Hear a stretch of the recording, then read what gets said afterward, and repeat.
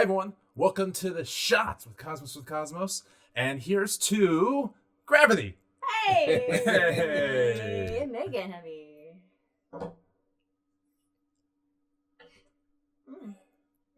Gravity took it down. Oh, nice.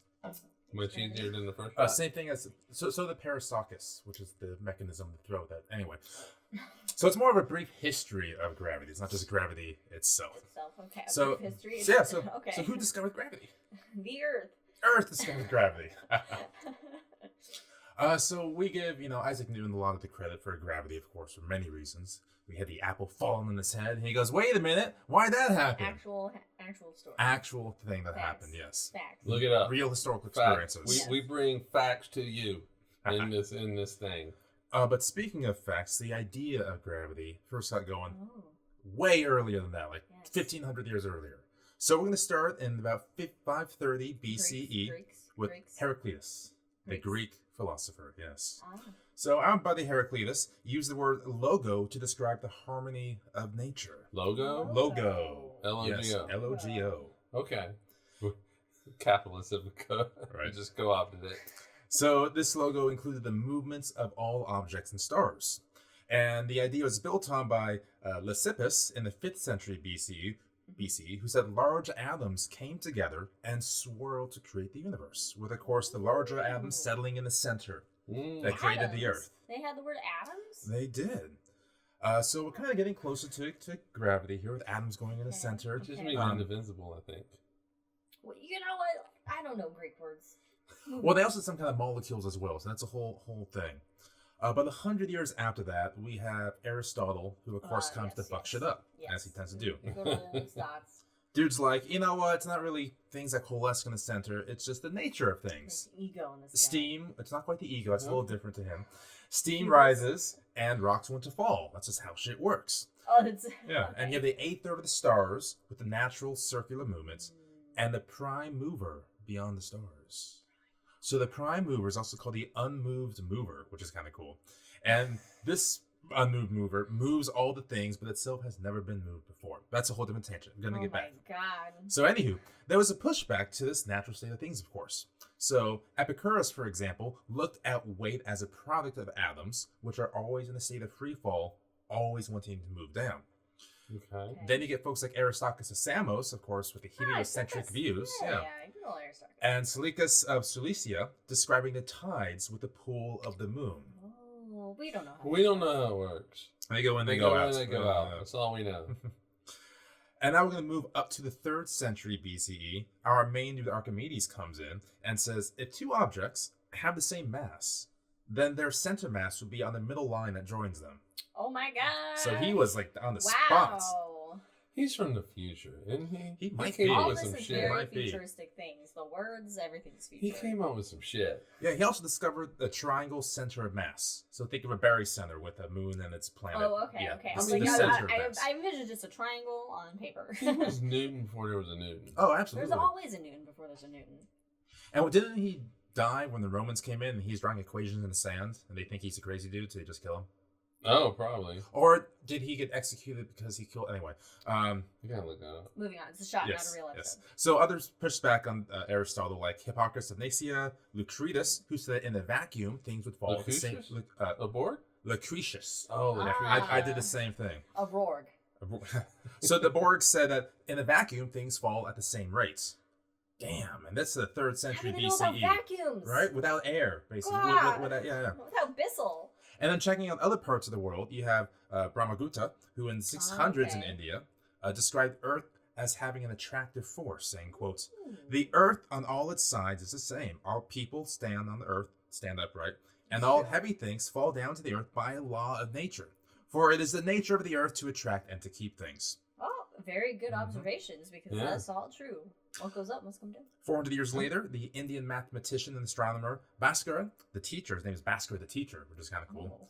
Oh, okay. He says the Earth attracts any unsupported heavy thing towards it. The thing appears to be falling, but is in the state of being drawn to the Earth. Oh. Yeah, so this is like the 1100s. This is still pretty early on.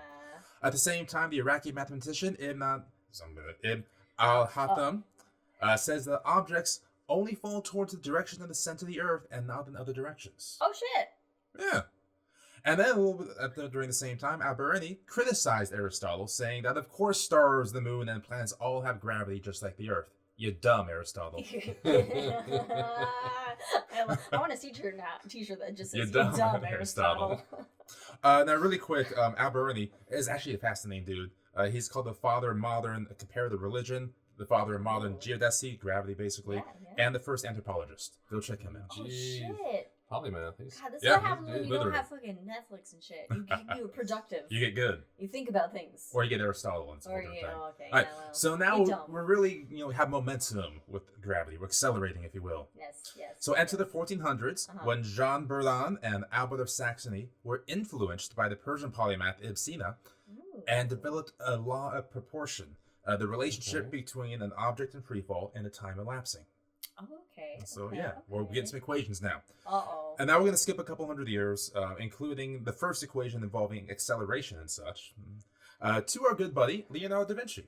Hey. Oh. And I don't think we've actually talked about Da Vinci in the podcast before. I think we brought him up, but there's never been any focus on He had Da a lot of Vinci. shit going on, He too. did. Yeah, he's a busy man. Yeah. So Leo... Projects all over the place. So Leo said the mother of gravity, and quote, mother of gravity, Who's the is dad? energy. The mother of gravity is energy. Yes. Okay. And they, of course, had a number of experiments with acceleration and gravity as well. So by the 1500s, gravity was completely out of the box. So Copernicus did his thing, and Petrus Apenus said the effects of gravity... Who? Pandora's. Yeah, Petrus. Petrus. Apenus. Apenus? Yes. Sounds like a Harry Potter spell. Petrus Apenus. Petrus Apenus.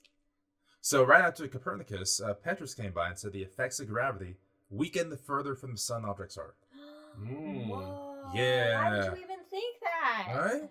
Well, you can actually look at the orbits and things apparently, and they're smart dudes. Yeah, I can't do it. that's fine. Brains are. I know. My brain is more smooth. Get it. And then we have Domingo de Soto says in his book that objects in free fall uniformly accelerate.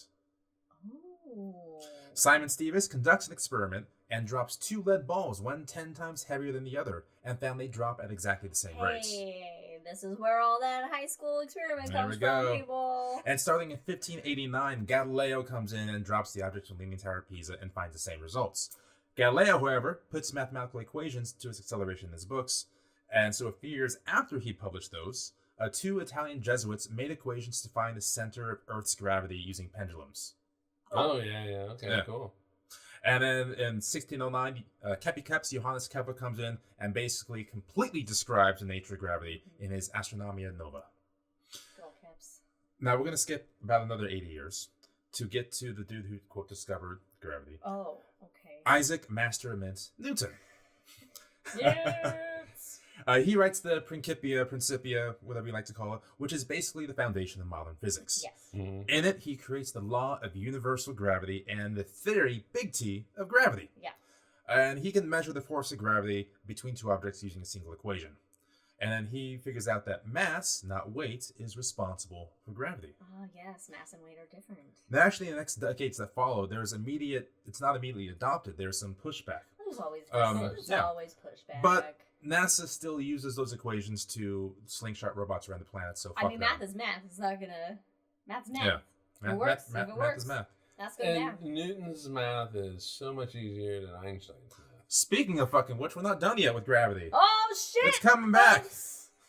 Because while more stuff happened involving aether and theories of everything and speed of light and some crazy stuff, some post office worker creates something called general relativity. Jeez, this motherfucker. Patent worker. We're just gonna... Post office worker. He was a patent office But worker. yeah, but he was working. I think that was in the post office, is where the patent office Okay, was. all right, but it's Swiss patent office. Swiss patent office. So the theory of general relativity describes gravity not as a direct result of an object, but instead that every object is bending a dimensional webbing called space-time with its mass. Ooh, now we're getting to the And future. it's this warping of space-time that creates gravity. Mm-hmm. And this is, of course, proven in 1919 with Sir Arthur Eddington's eclipse, where he sees the sun's gravity bending space-time, and little stars pop up behind it. They're not supposed to be there, but the light is meant. And on the right place. Mm-hmm. Perfectly described by one Albert Einstein. Mm-hmm. And general relativity has passed every single test ever thrown at it, including the recently discovered but long theorized gravitational waves. Ah, yes. Thanks, Lego. So gravity, wasn't just an apple falling on the master Mint's head. Oh, It goes back thousands of years into getting it just right. Then Newton comes in and just puts it down, pen on paper, with equations and theories. Rich white guy, what are you gonna do? It's true. What? Yeah, but Stand on the shoulders. I mean, he thousands did, of years of. I mean, he smart really people. did stand on the shoulders of giants, which he Oh, yeah. did say. But I He mean, made but he new did. He made new math, and he did kind of just bring it all together. Yeah. That's his contribution, and also He is the unmovable mover. he quantified it, which is There we what go. physics is about. You can say He that. quantified it before quantum. Okay. You can say that something falls to the center of the earth, but unless you have mathematics to describe it, You gotta it's not back really it up. You physics. gotta show the Mhm. math. It's not really physics. As every math teacher loves to say, show your math. Show Show your your work. work. Show Show your work, motherfuckers. Show your work and subscribe to us on all the things. Cosmos, Dream Cosmos, whatever. So with that, here's the gravity. Cheers. See you next time. Bye.